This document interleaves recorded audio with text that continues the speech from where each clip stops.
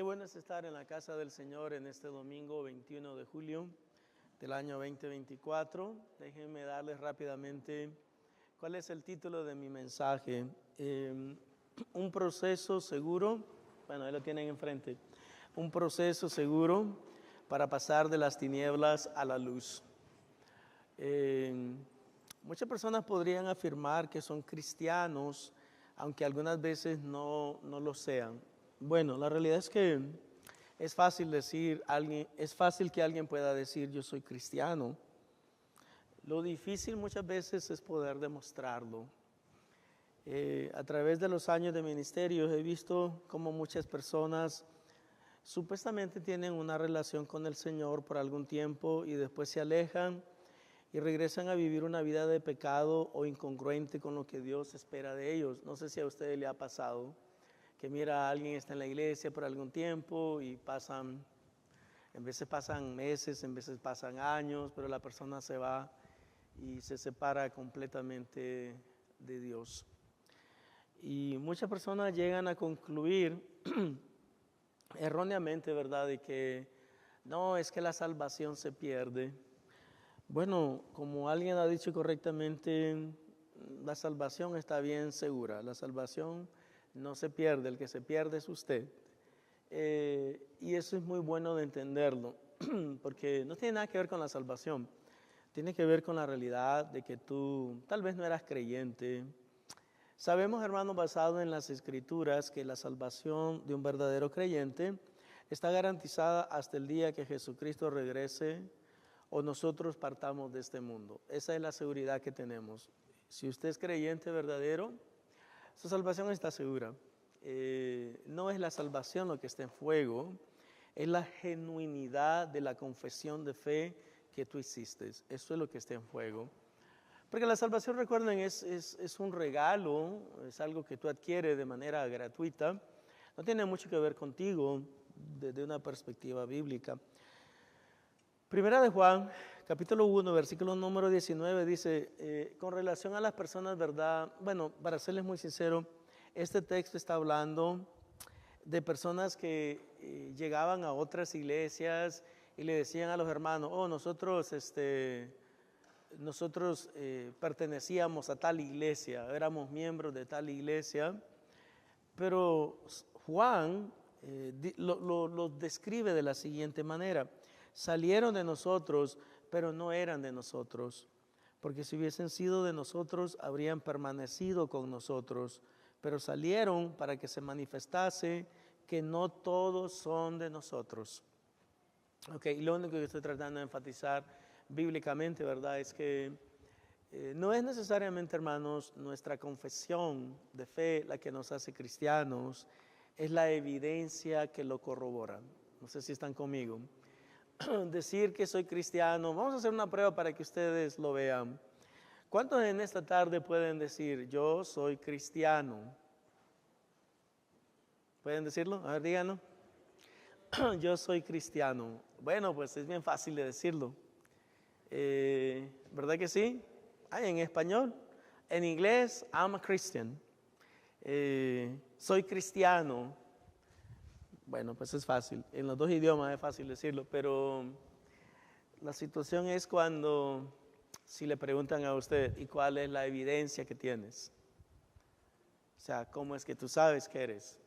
Porque decirlo, pues está fácil. Ahora, demostrarlo, pues esa es otra historia.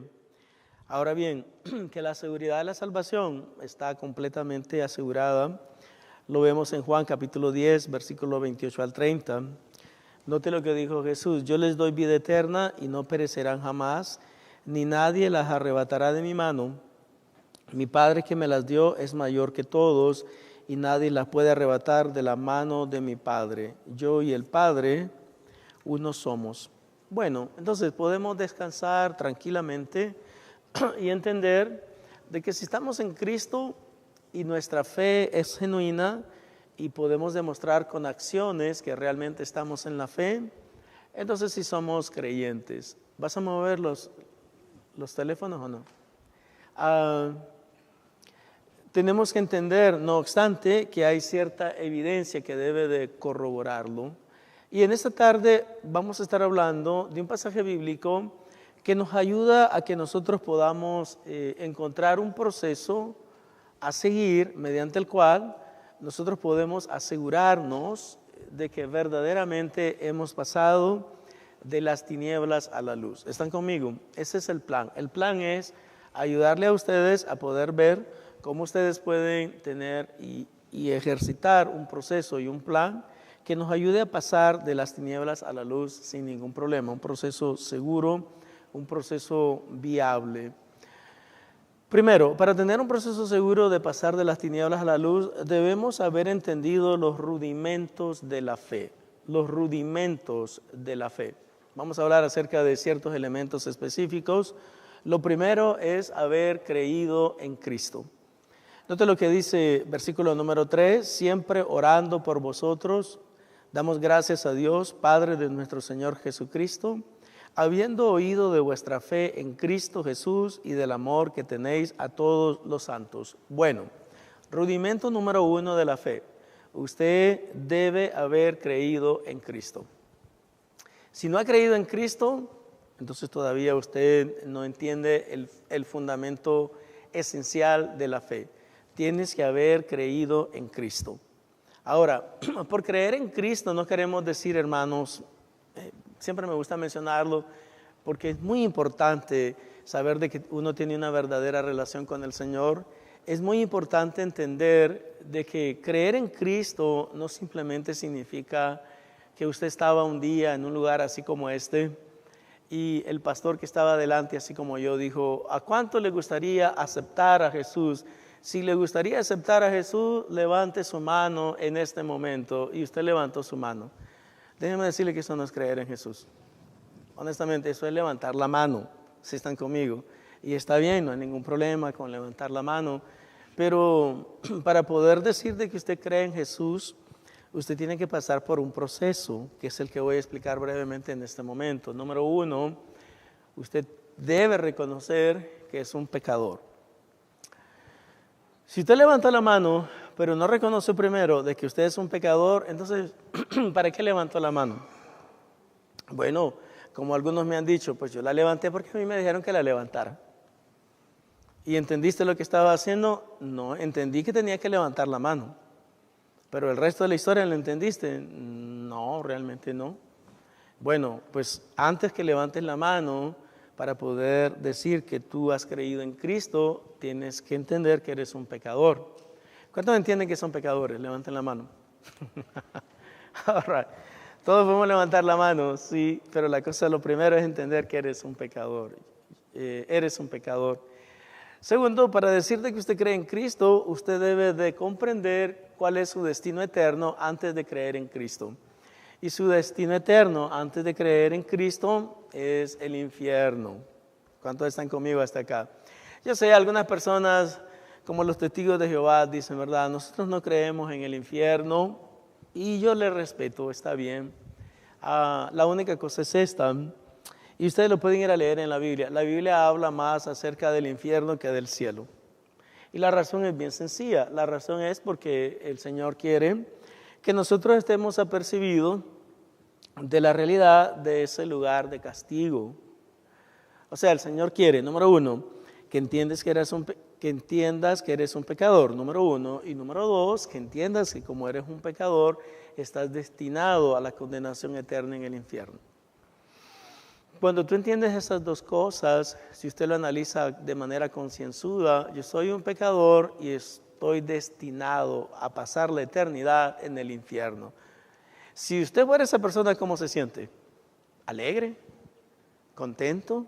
¿Regocijado? No debería, ¿verdad? Sería una persona loca para pensar, estoy muy alegre porque fíjate que yo para el infierno. No, en serio, sí, estoy muy emocionado. ¿Y por qué? Porque estoy destinado al infierno. Bueno, yo nunca he encontrado a nadie que me diga eso. Para serles sincero, hermanos, en mi experiencia de hace ya muchos años, para serles muy honesto, las personas que entienden la teología del infierno y entienden lo que es el infierno, la mayoría de personas no quieren ir al infierno. La mayoría no quieren ir. Si no, pregúntale a alguien, hey, ¿a ti te gustaría el infierno? La cara que le hacen no es la mejor. Entonces, pero usted tiene que entender que es un pecador. Usted tiene que entender de que está destinado a la condenación eterna. Ok, ponga atención. Cuando eso pasa, entonces sucede algo en tu mente y en tu corazón. Tú entiendes, oh my, yo soy un pecador, yo estoy destinado al infierno. Y es aquí donde yo les hablo a las personas del tercer elemento, ¿verdad?, que es importante para creer en Cristo, y es que usted debe de entender el amor de Dios. Cuando usted entiende el amor de Dios, a pesar de que usted es un pecador, ¿qué les parece? Romanos 5:8, nuevamente lo mencionaba esta mañana, mas Dios muestra su amor para con nosotros, en que siendo nosotros, ¿qué cosa? Aún pecadores, Cristo murió por nosotros. Yo soy un pecador, voy de camino al infierno, pero a pesar de eso, Cristo murió por mí. Entonces, cuando yo entiendo eso, es cuando yo puedo responder, número 4, al amor de Dios. Pero para poder responder al amor de Dios, usted primero tiene que entender la realidad de su situación. Mire, supongamos que, para que lo entendamos de una manera tal vez un poquito práctica, supongamos de que usted no tiene ningún tipo de vehículo, ningún tipo de carro, camioneta, no tiene ningún tipo de transporte. O sea, y usted no se ha dado cuenta todavía de que usted pudiera tener un vehículo. Entonces, es interesante que la salvación es en cierta manera algo muy único para nosotros, porque muchas personas no entienden que pueden tener salvación, pero también no entienden de que primero tienen que pasar por un proceso. Entonces, la salvación es un regalo de parte de Dios para nosotros, y es como que, nuevamente volviendo a mi ilustración del vehículo, supongamos que usted no tiene un medio de transporte y alguien le ofrece un medio de transporte. Le sabes que te voy a regalar un carro, sin importar el tipo de carro, ¿verdad? Te va a llevar del punto A al punto B. Pero mientras usted no se da cuenta de que usted necesita ese medio de transporte, y mientras usted no se da cuenta de que no tiene medio de transporte, entonces usted no entiende la oferta que se le está haciendo. O sea, es una tremenda oferta, porque tú no tenías nada y ahora tienes la oportunidad de tener un vehículo. Tú no tenías esperanza y ahora tienes esperanza de ir al cielo. Tú no tenías salvación y ahora eres salvo. Tú no eras parte de la familia y ahora eres parte de la familia de Dios. Tú no eras hijo de Dios y ahora eres hijo de Dios. Simplemente por haber creído en Cristo, pero tienes que pasar por ese proceso. Número 1, reconocer tu situación de pecado. Número 2, entender la realidad de la posible condenación. Estamos condenados de acuerdo a la Biblia. Número 3, entender el amor de Dios a pesar de tu realidad y de tu situación de condenación. Y número 4, responder al amor de Dios. Y es ahí cuando usted levanta la mano. ¿Cuántos están conmigo hasta acá? No se levanta la mano antes de entender todas esas cosas. Porque cuando levanta la mano, usted debe decirle al Señor, Señor, yo reconozco que soy un pecador. Yo reconozco que si no me arrepiento, voy a pasar la eternidad en el infierno. Yo entiendo que a pesar de que soy un pecador y estoy destinado a la condenación eterna, tú me das una oportunidad a mí de salvación. Tú has mostrado tu amor y tú has hecho todo lo necesario para que yo pueda ser salvo. En ese momento usted levanta su mano y le dice al Señor, Señor, perdóname por mis pecados, me arrepiento de todos mis pecados y en este día te recibo como mi Señor y como mi Salvador. Si usted pasó por ese proceso, probablemente usted es creyente. Si usted solamente levantó la mano simplemente porque alguien le dijo, para de sufrir, quiere que todos tus problemas se acaben, quiere mejorar la relación con tu esposa, que tu esposa ya no te golpee, que tus hijos se porten mejor, y te hicieron un evangelio de oferta, y usted por eso, voy a levantar la mano lo más rápido que pueda, ya así ya que me deje de golpear mi esposa, ¿quién no va a querer eso? O que mi esposa no me grite, o que mi esposo no me golpee, pues todo el mundo levanta la mano. O sea, a eso no obstante se le llama un evangelio de oferta. Te están ofreciendo algo.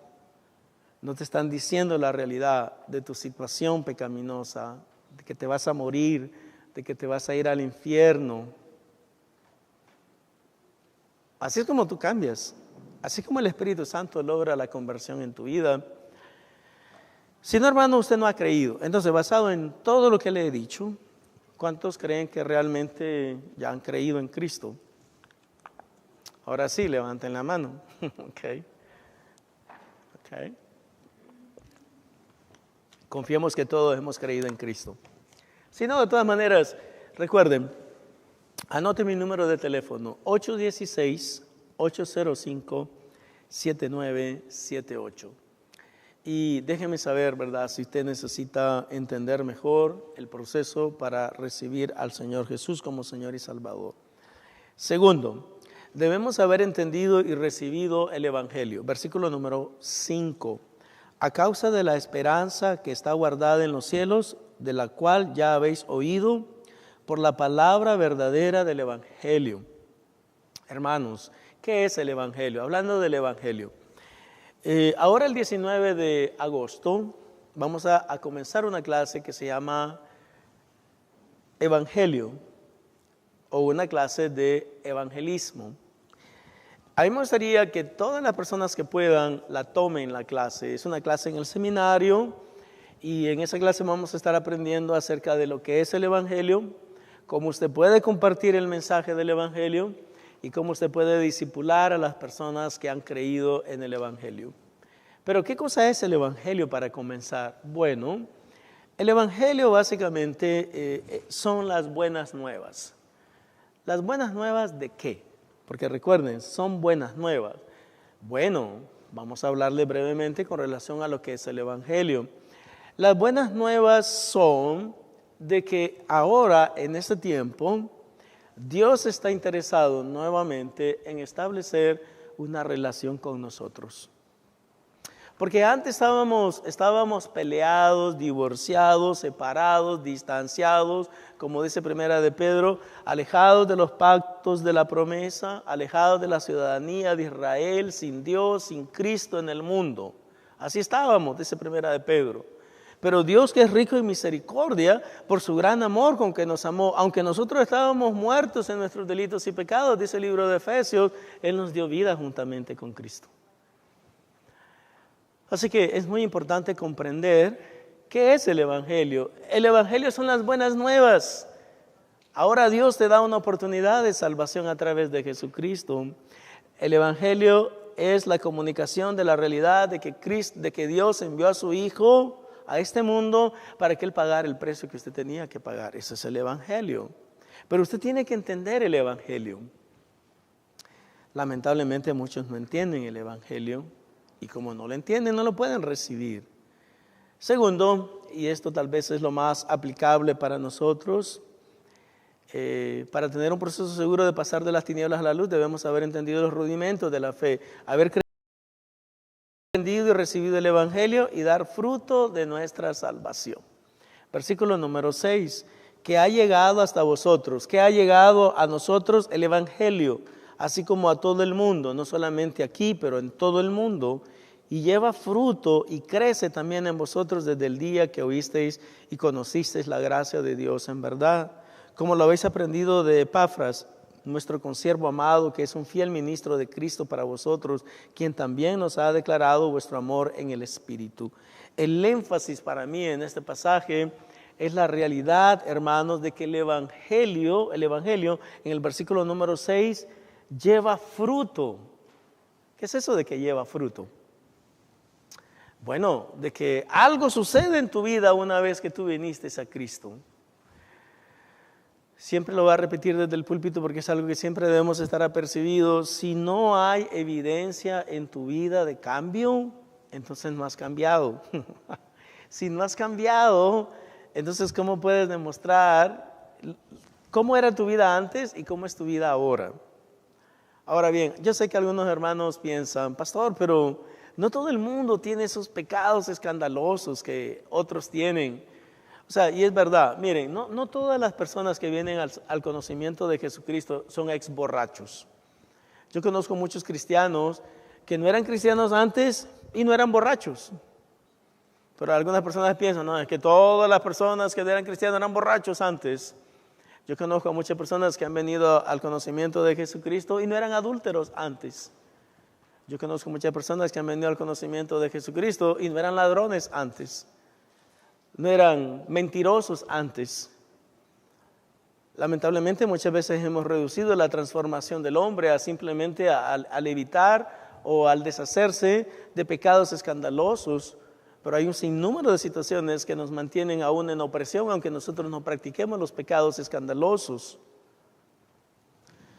Una de las cosas primarias que por lo menos que yo puedo mencionar en esta tarde es la realidad de que usted tiene que dar fruto de que su perspectiva del mundo ha cambiado. Hoy estamos hablando en la mañana, importante el tema, porque ¿qué es lo que más te importa a ti? ¿Qué es lo que tiene la prioridad en tu vida? Yo siempre les he dicho, estoy de acuerdo con que nosotros trabajemos, claro que sí. La palabra del Señor nos advierte que a Dios no le agradan las personas que son holgazanes, haraganes, perezosos. Entonces Dios quiere que trabajemos, siempre lo he mencionado desde el púlpito, claro que Dios quiere que trabajes. Dios quiere que estudies, claro que Dios quiere que estudies. Siempre lo menciono desde el púlpito, mi deseo es que todas las personas que sean parte de esta iglesia y que tengan hijos nacidos aquí, por lo menos terminen la high school y si es posible que terminen una carrera universitaria. Por lo menos. Esa es la meta que tenemos como iglesia. Y nadie puede decir, no, es que aquí no se puede estudiar. ¿Cómo que no se puede estudiar? No estudia el que no quiere, no estudia el vago, no estudia el perezoso, pero el que se esfuerza, el que le echa ganas, ese sí puede estudiar. Las oportunidades están disponibles para todos. Si cuando estás en la escuela secundaria perteneces a un programa que tienen todas las escuelas, cuando terminas la secundaria puedes entrar 2 años gratis a la universidad o a una community college. Así que no me digas que no se puede estudiar. No estudia el que no quiere, no estudia a la persona que sus padres no insisten en que estudien. Entonces, debemos procurar el progresar educacionalmente, profesionalmente, claro que sí. O sea, no hay ninguna discrepancia entre el progreso y la realidad de ser cristianos. En realidad, hermano, una y otra vez voy a insistir. Miren, nosotros los hispanos tenemos que cambiar de mente, o sea, tenemos que pensar distinto y pensar de que podemos llegar a lo más alto posible que una persona pueda llegar. Pero si en tu casa no creen eso, entonces tú crees que no se puede. Pero si empezamos en nuestros hogares a inculcarle a nuestros hijos, ¿sabes qué? Tú le puedes tirar a lo más alto. Miren, hermano, honestamente, una de las perspectivas en mi vida siempre ha sido de que yo quiero ser lo mejor que puedo ser en cualquier área de que Dios me ponga. No importa lo que sea. Si es barriendo, yo quiero ser el mejor barredor. O sea, no quiero dejar basura ahí tirada, el resto no les importa, pero no, yo quiero barrer bien, yo quiero que se vea bien bonito, si voy a ser el barredor. Si voy a ser el doctor, entonces que sea el mejor médico que pueda ser. Si voy a ser el abogado, entonces que sea el mejor abogado que yo pueda ser. Pero que en cualquier área de mi vida las personas pueden decir, esa es una persona que desempeña su función de la mejor manera posible. Y créanmelo, también esto es verdad, de que todos nos están viendo. Las personas no son tontas, sus empleadores no son tontos. Ellos saben si usted le echa ganas o no le echa ganas. Es más, usted sabe si usted le echa ganas o no le echa ganas. ¿O no es verdad? Si usted es medio haragán, usted sabe, yo me la paso así, escondidito, aquí, que no me vean. Mientras menos gente me vea, mejor. Pero no, el trabajador ahí está esforzándose, limpiando aquí, dándole allá. Porque entiende que tiene que ser el primero. No importa dónde estés, sé el primero. Y si Dios te da nuevas oportunidades, entonces asegúrate de que las aprovechas al máximo. Aprovéchala al máximo. Yo siempre repito y digo desde el púlpito, cualquiera persona que ha nacido en este país, sin importar de su nacionalidad, si no tiene la posibilidad de terminar la high school y probablemente ir a la universidad es simplemente porque no quiso. Porque no quiso, porque las oportunidades están. En serio, están. Pero no quiere progresar, no quiere salir adelante, quiere seguir trabajando tal vez en el mismo lugar donde ha trabajado sin ningún progreso. Y yo no creo que Dios nos haya llamado a eso. Principalmente la gente joven debe de buscar cómo salir adelante, hermanos. Segundo, para tener un proceso seguro de pasar de las tinieblas a la luz, debemos practicar 3 cosas. ¿Están listos? Y usted analice si usted las practica. Número 1, debemos buscar la voluntad de Dios. Hermanos, es triste mirar tantas personas que nunca le están preguntando a Dios qué es lo que Él quiere en sus vidas. Están haciendo planes, desarrollando objetivos, estrategias, etcétera. Pero ¿qué acerca de Dios? ¿Qué es lo que Dios quiere para ti? Déjenme decirles de que si usted quiere garantizar el proceso de pasar de las tinieblas a la luz, usted debe buscar la voluntad de Dios. Versículo número 9. Por lo cual también nosotros, desde el día que lo oímos, no cesamos de orar por vosotros y de pedir que seáis llenos del conocimiento de su voluntad en toda sabiduría e inteligencia espiritual. Hermanos, necesitamos que Dios nos dirija. Necesitamos que Dios nos advierta qué es lo que Él quiere para nosotros. Yo le digo a la congregación y le digo a todas las personas que tengo la oportunidad de entrar en contacto con ellos, de que no hay mejor cosa que estar dentro de la voluntad de Dios.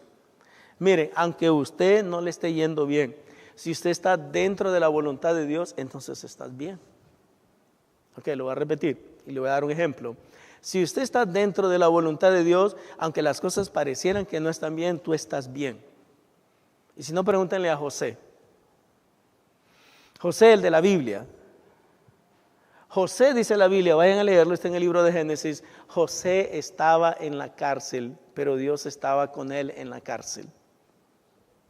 José estaba en el foso donde los hermanos lo habían metido, pero Dios estaba con él ahí.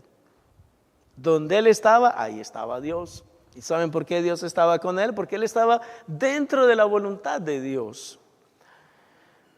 Yo siempre he creído que no hay mejor lugar que estar dentro de la voluntad de Dios. Lamentablemente, hermanos, muchas veces nosotros preferimos que suceda nuestra voluntad que la voluntad de Dios en nuestras vidas. Y la razón es porque no hemos leído bien el Padre Nuestro. Porque el Padre Nuestro específicamente dice: Padre nuestro que estás en los cielos, santificado sea tu nombre, venga tu reino, hágase mi voluntad, así en el cielo como en la tierra. No, no dice eso, hágase tu voluntad. Ahora, ¿cómo usted puede llegar a entender la voluntad de Dios? La Biblia nos lo dice.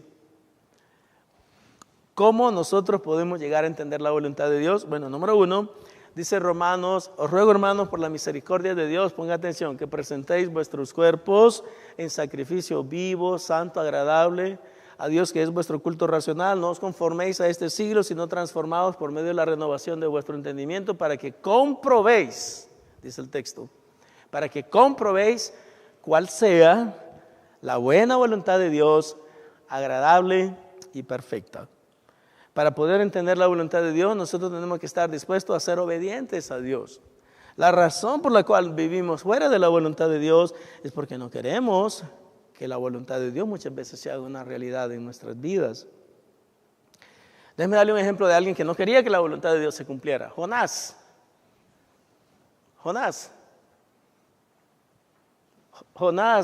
Dios le dijo a Jonás: Jonás, vete a la Florida. Y él dijo: no, me voy para Nueva York. No, completamente contrario. Me voy a ir para Seattle, Washington. Aquí está, hermano, la Florida. Seattle, Washington está completamente al otro extremo. Si ustedes miran, cuando Dios le dio la orden a Jonás de ir a Nínive, él se fue exactamente a lo más lejos posible, porque no quería estar dentro de la voluntad de Dios. Porque lo que sucede es esto, para serles muy honestos: la voluntad de Dios muchas veces no es lo que nosotros deseamos. Lo que deseamos es lo que nosotros pensamos que es lo mejor para nosotros. Y de esa manera oramos, de esa manera nos relacionamos con Dios. Entonces, número 1, tenemos que buscar la voluntad de Dios. Número 2, tenemos que agradarle a Dios. Note el versículo número 10, para que andéis como es digno del Señor, agradándole en todo, llevando fruto en toda buena obra y creciendo en el conocimiento de Dios. Tenemos que agradarle. Hermanos, en esta tarde a mí me gustaría preguntarle, número 1, ¿le estás agradando a Dios con tu vida? Recuerden nuevamente, no es que para agradarle a Dios usted tiene que leer la Biblia 3 horas diarias y usted tiene que orar por 2 horas diarias. No, honestamente no. Fíjense, yo pienso que la persona cristiana debe leer la Biblia, yo pienso que el cristiano debe de orar, pero sí saben que creo también de que el cristiano debe dar testimonio de que es cristiano en donde se encuentre. Número 1, que una de las áreas más difíciles es en el hogar. Con la esposa principalmente, o mejor para dejar a la esposa tranquila, vamos a decir el cónyuge. ¿Qué les parece? Y así no es la esposa, el esposo, él es el cónyuge. Porque sinceramente la vida nos demuestra y la relación matrimonial nos demuestra que es muy difícil en veces estar en paz, principalmente con el cónyuge, porque es difícil la cosa. Los hombres nos casamos con una mujer y las mujeres con un hombre. Imagínense ustedes, son de seres completamente distintos, piensan distintos, analizan la vida de una manera distinta, de una perspectiva distinta.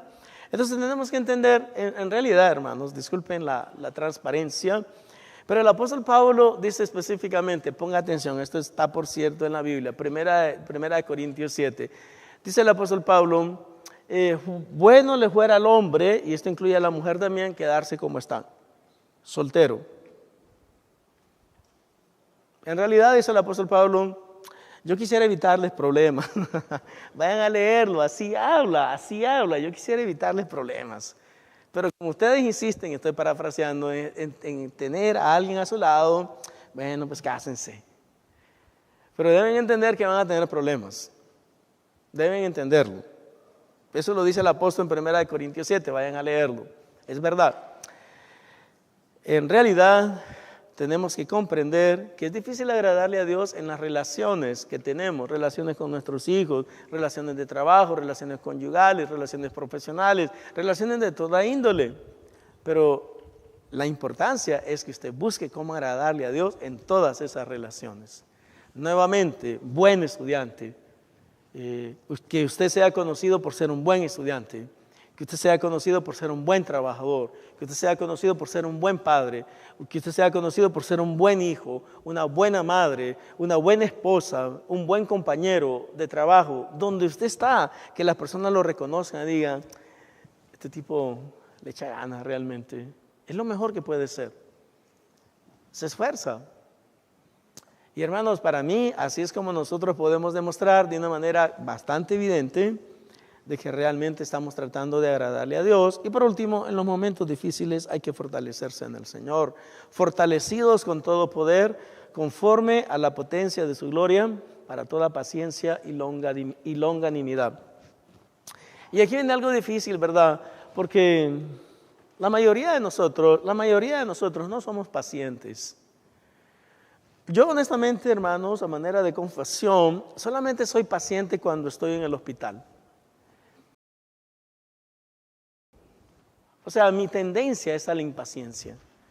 Mi tendencia es a no soportar a las personas. Esa es mi tendencia. Por eso es que necesito del poder glorioso del Señor para poder tener paciencia y longanimidad. ¿Cuántos saben lo que es la longanimidad? Longanimidad. Longanimidad es una virtud que se expresa mediante la realidad de que usted no se altera por lo que está sucediendo. La longanimidad tiene que ver con la ecuanimidad. Ecuanimidad significa la capacidad de estar inalterable, cualquiera sea la situación que usted está atravesando. Nuevamente, su cónyuge le gritó. ¿Cuál es nuestra reacción normal? Si me grita, yo le grito. ¿O no? Exceptuando que usted sea sordo, ¿verdad? No le escuchó lo que le dijo. Pero si le escuchó, me gritó, porque no le voy a gritar yo. Entonces, una persona paciente y que practica la longanimidad, me gritó, sí me gritó. Pero si yo le grito, pues ella me va a gritar más y después ella me va a tirar el zapato y después yo le voy a tirar la silla y vamos a terminar en un problema. Entonces mejor hay que agarrarlo con paciencia.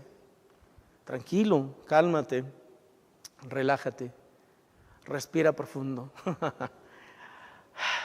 Y ya se calma usted, ¿verdad? Y recuerden que es bíblico. Dice la Biblia que la blanda respuesta quita la ira, pero la áspera palabra hace subir el furor. Y es normal, sinceramente. Cuando usted es ofendido, o por lo menos se siente ofendido, y usted ofende, no cree que las cosas van a mejorar. Las cosas no mejoran. Es una realidad. Ahora, para defender a esas personas que siempre se están defendiendo, me gustaría explicarles que desde un punto de vista fisiológico y desde un punto de vista psicológico es normal que uno se defienda. ¿Ok? Para que lo entendamos bien. Porque lo que pasa es que cuando alguien te ofende, tú te sientes atacado, y cuando tú te sientes atacado, tu organismo, tu mente, todo te dice que te tienes que defender. Es como sentirse en peligro. Cuando usted se siente en peligro, déjenme ilustrárselo de esta manera.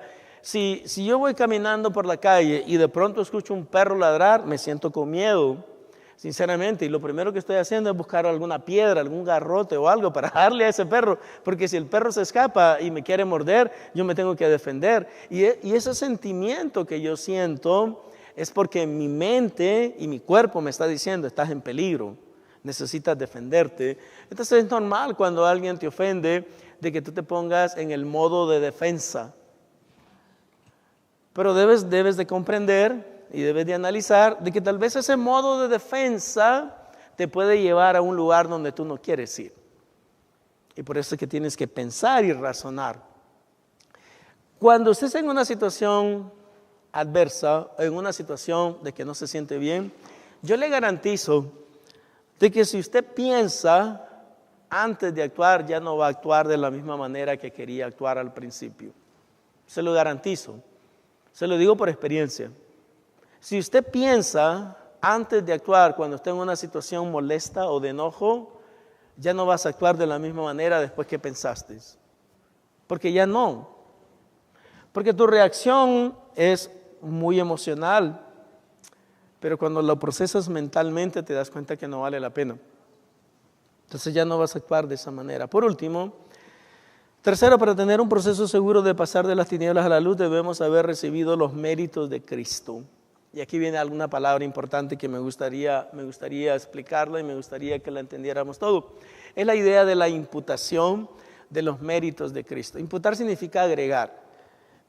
Antes de que nosotros venimos a Cristo, no tenemos ningún mérito para salvación, porque somos pecadores, estamos muertos en el pecado y lo único que merecemos es ir al infierno. Pero el Señor nos imputa sus méritos, en otras palabras, nos agrega sus méritos, nos pone esos méritos que sean parte de nosotros. ¿Y cuáles son los méritos que Él nos imputa? Bueno, número 1, Cristo nos ha habilitado para recibir su gracia. Versículo número 12. Con gozo, dando gracias al Padre, note, que nos hizo aptos para participar de la herencia de los santos en luz. La palabra apto es una palabra muy importante en la Biblia porque significa de que Dios te ha habilitado y te ha dado la capacidad y el empoderamiento para que tú puedas recibir la gracia de Dios. En otras palabras, la manera como Dios nos ha habilitado es dándonos vida, porque nosotros estábamos muertos en nuestros delitos y pecados. Primera de Corintios explica específicamente de que el hombre natural no percibe las cosas que son del Espíritu de Dios por 2 razones. Número 1, porque para él son locura, y número 2, porque las cosas espirituales se tienen que entender espiritualmente, acomodando lo espiritual a lo espiritual. Y nosotros estábamos muertos en nuestros delitos y pecados, incapaces de poder responder a cualquier instinto espiritual en nuestras vidas, pero Dios nos dio la posibilidad de despertar.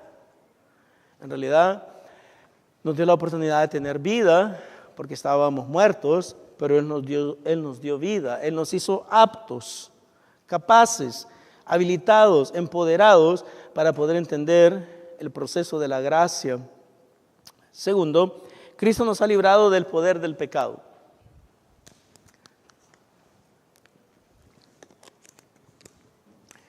Note lo que dice el versículo número 13, el cual nos ha librado de la potestad de las tinieblas y trasladado al reino de su amado Hijo. Ok, ponga atención en este versículo porque este versículo es muy importante. Dice la Biblia que Dios o Cristo nos ha librado de la potestad de las tinieblas. Ok, palabra importante, potestad. Potestad es poder, hermanos. Usted, de acuerdo a la Biblia, y yo, de acuerdo a la Biblia, yo estaba en las tinieblas y no podía hacer nada para salir de las tinieblas. ¿Qué les parece? O sea, eres un preso en tinieblas, encadenado en una celda, y esa era tu realidad antes de venir a Cristo. Eso dice el texto. El cual nos ha librado de la potestad de las tinieblas y trasladado al reino de su amado Hijo. Ponga atención en esto porque esto es importante de entenderlo siempre. ¿Cómo estabas antes? Estabas siendo completamente sujetado a las tinieblas, al dominio del pecado, encadenado, controlado, sin poder hacer nada. Pero Cristo vino, te abrió los ojos, te hizo apto para entender la gracia de Dios, el amor de Dios, la misericordia de Dios. Y entonces Él, de acuerdo a la Biblia, no es un lenguaje figurado, es un lenguaje real. Tú estabas aquí encadenado, preso, completamente controlado por el príncipe de la potestad del aire, dice el libro de Efesios, el espíritu que ahora opera en los hijos de desobediencia. Pero Dios vino, te despertó, te rescató, te dio vida y ahora, de acuerdo al texto, te trasladó. ¿Para dónde te trasladó? ¿Para dónde dice el texto? Versículo número 13, el cual nos ha librado de la potestad de las tinieblas y trasladado al reino de su amado Hijo. Ya no estás controlado allá por las tinieblas. Ahora estás al lado del Señor. Ahora estás completamente controlado, si lo permites, por la influencia del Espíritu Santo en tu vida. Hermano, ponga atención en esto entonces. Si usted no está controlado por las tinieblas, entonces no vivas como que si estás controlado por las tinieblas. Vive como que si realmente has sido trasladado, eso dice el texto, trasladado al reino de su amado Hijo. Ahora eres parte del reino de Dios. Ya no eres parte del reino de las tinieblas. Ahora ya no estás siendo controlado por el diablo, ahora estás siendo controlado por el Espíritu Santo. Ahora ya no estás bajo el dominio del pecado, ahora estás bajo la dirección del Espíritu Santo. Esa es tu realidad del momento, pero tienes que entender cómo es que Dios ha logrado todo eso para ti. Cristo nos ha comprado para Él, en quien tenemos redención por su sangre, el perdón de pecado. La palabra redención tiene que ver con el verbo redimir. Redimir es comprar. Cristo nos compró por precio. ¿Qué precio? Su sangre. Hermano, usted no le pertenece al diablo, usted le pertenece a Cristo. Usted no le pertenece a las tinieblas, le pertenece a la luz. Usted no le pertenece al reino del diablo, le pertenece al reino de Dios. Usted es una persona que Dios le ha dado la oportunidad de ser transformada.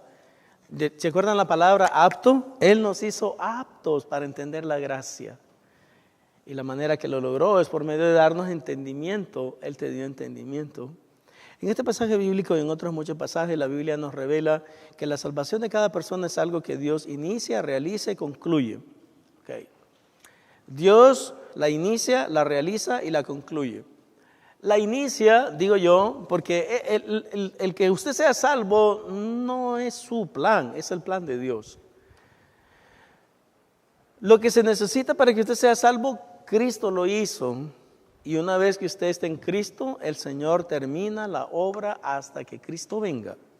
Eso dice la palabra del Señor, que aquel que comenzó la buena obra en nosotros la perfeccionará hasta el día que Cristo regrese. Entonces lo que tenemos que asegurarnos es que realmente Cristo la comenzó, como diría Cantinflas. Tenemos que asegurarnos que lo primero es verdad, que usted ya está en los caminos del Señor, que usted realmente ya fue trasladado del reino de las tinieblas al reino del Señor Jesucristo. No obstante, para ser salvos nosotros tenemos que ejercitar nuestra fe en Jesucristo.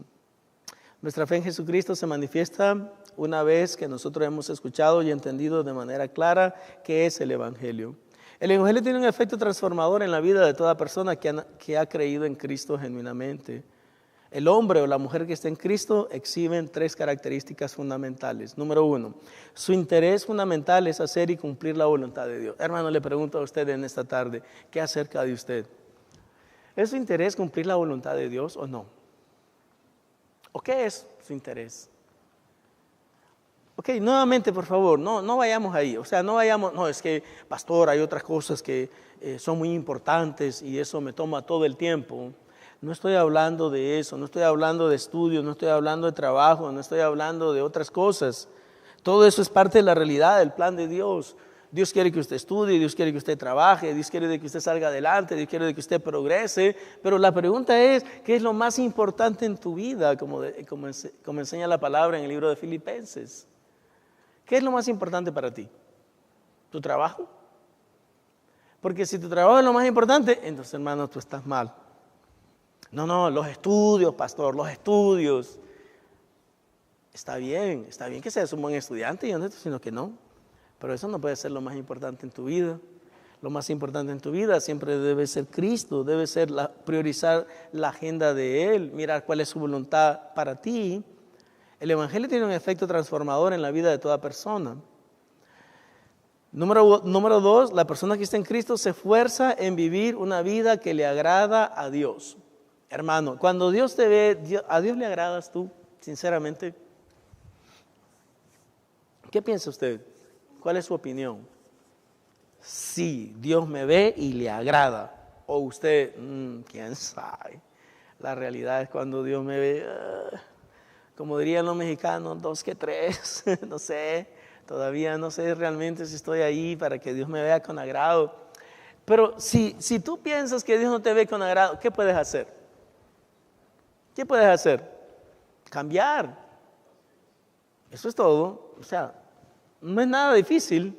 O sea, lo que le digo, lo que se necesita hacer no es difícil. La acción necesaria no es difícil. Lo que es difícil es vivirlo, practicarlo. Pero comienza con una decisión. Si usted nunca decide, pero es que a mí, honestamente, pues yo ni siquiera sé lo que Dios quiere para mí. Bueno, pues busca y analiza, identifica qué es lo que Dios quiere para ti. En realidad, la voluntad de Dios para nosotros, dice la palabra del Señor, es nuestra santificación. Es bien fácil, mire, usted nunca se equivoca si usted está tratando de vivir mejor cada día. Yo quiero ser más como Cristo, yo quiero servirle a Cristo, yo quiero honrar a Cristo, yo quiero vivir una vida agradable delante de Él. Si usted está andando en ese camino, entonces tú estás bien, no tienes ningún problema. El verdadero cristiano en sus momentos de mayor dificultad y adversidad se refugian en la fortaleza que Dios les puede dar. Te fortaleces en Cristo. Cuando las personas no están en Cristo, lamentablemente tratan de encontrar refugio en otras cosas. Algunos se refugian en las drogas, otros se refugian en las mujeres, otros se refugian en el alcohol, otros se refugian en el tabaco, otros se refugian en cualquier cosa menos en Dios. Pero cuando usted está en Cristo y está pasando por algún momento de adversidad, de contrariedad en la vorágine de la realidad de la vida, usted puede estar refugiado en Cristo Jesús. El verdadero cristiano conoce perfectamente que la salvación es el resultado de los méritos de Cristo aplicados a su vida. Y me gustaría enfatizar esto. Yo soy salvo porque Cristo me salvó. Yo soy salvo porque Él me hizo apto para entender la gracia y la misericordia de Dios. Yo soy salvo porque cuando yo estaba muerto, Él me dio vida. Cuando yo estaba muerto en mis delitos y pecados, Él me dio vida juntamente. Él me dio la oportunidad de ser salvo. Entonces usted debe de entender que está basado en los méritos del Señor.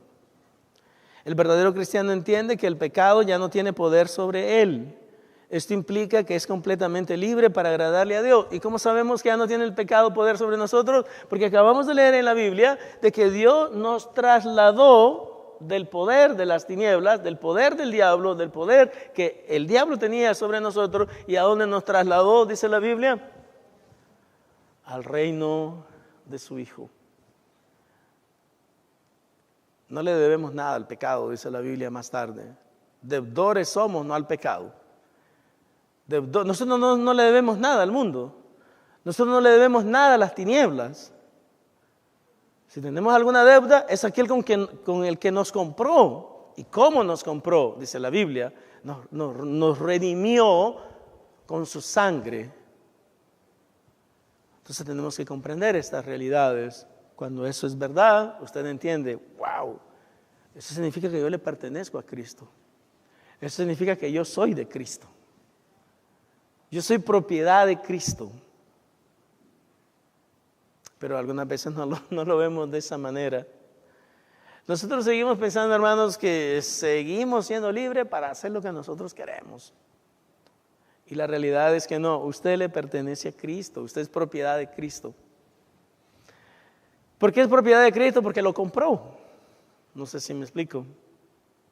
Si tú compras algo, eso algo que tú compras es tuyo. ¿Cuánto entienden eso? O sea, lo que yo he comprado es mío. Y aún lo que yo no he comprado, si lo sigo pagando, sigue siendo mío. Hasta que lo pague. Pero usted no es de que Cristo pagó la mitad por usted. No, Cristo lo compró completamente. Él pagó y pagó el precio total por usted. Su vida en la cruz. Por eso usted le pertenece a Cristo. El verdadero cristiano comprende que le pertenece a Cristo. Yo no sé si todos lo entendemos, pero yo quisiera animarle a usted que piense en esta tarde y que diga, Señor, yo te pertenezco a ti. Yo soy tuyo. Hermanos, a manera de aplicación, ¿hace usted lo que usted quiere con lo que es suyo?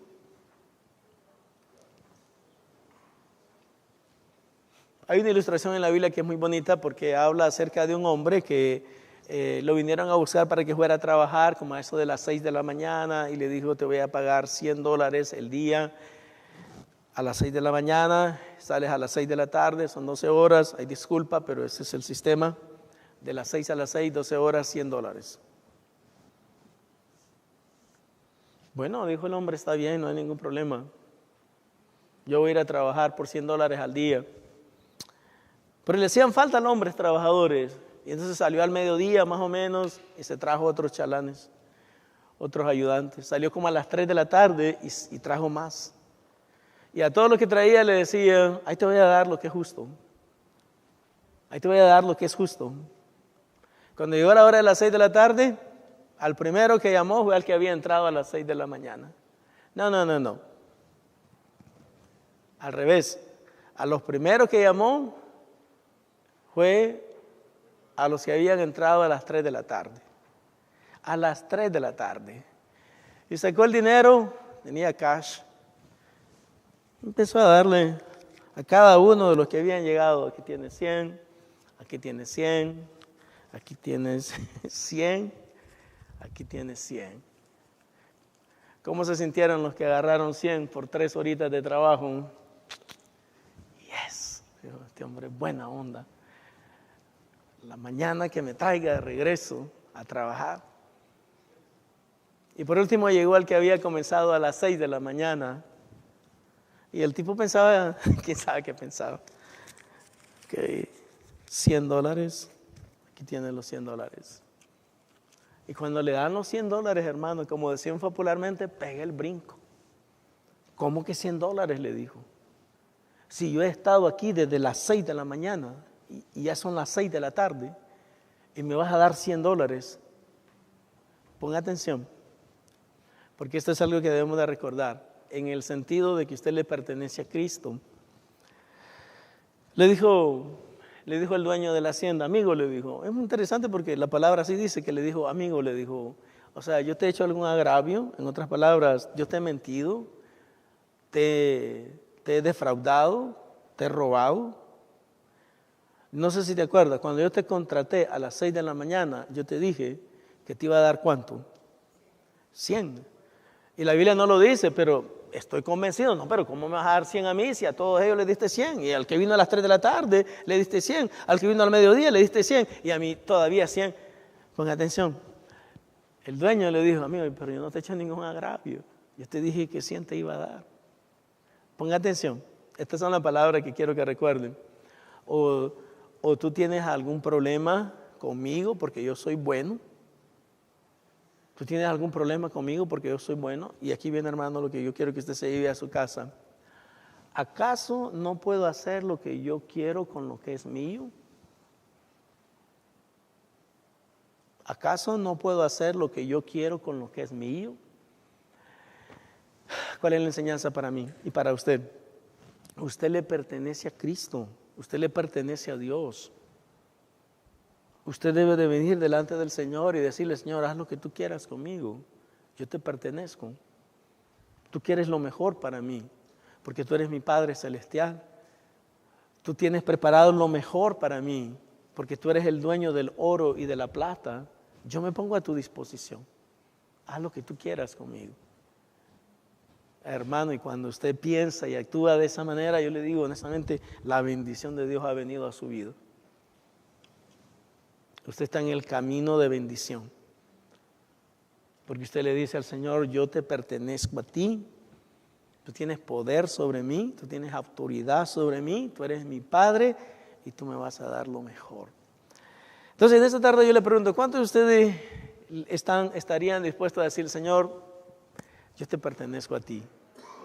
Yo soy tuyo. Todo lo que tengo es tuyo. Y le garantizo que si usted habla de esa manera con el Señor se va a complacer con usted.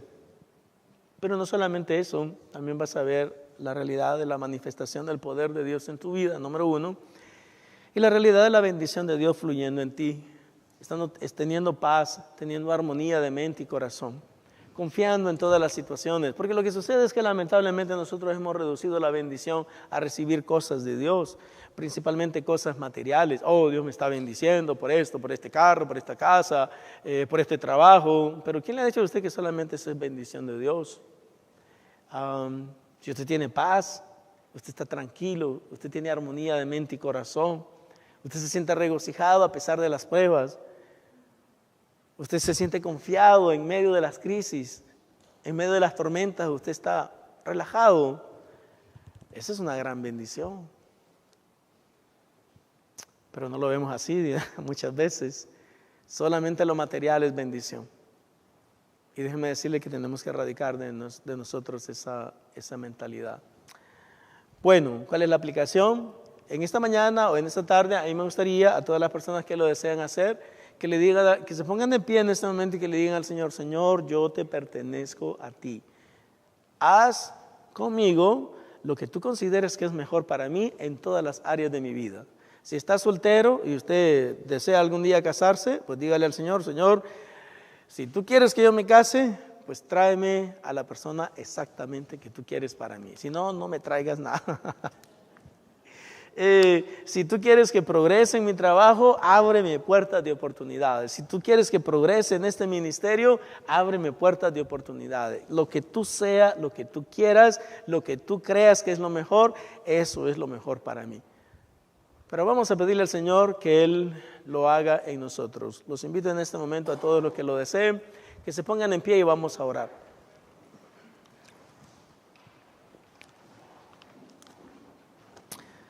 Si puede, por favor, encontrar a alguien, a una persona más, tal vez, y orar por esa persona. Vamos a orar pidiéndole a Dios de que esa persona pueda encontrar en Cristo la satisfacción total.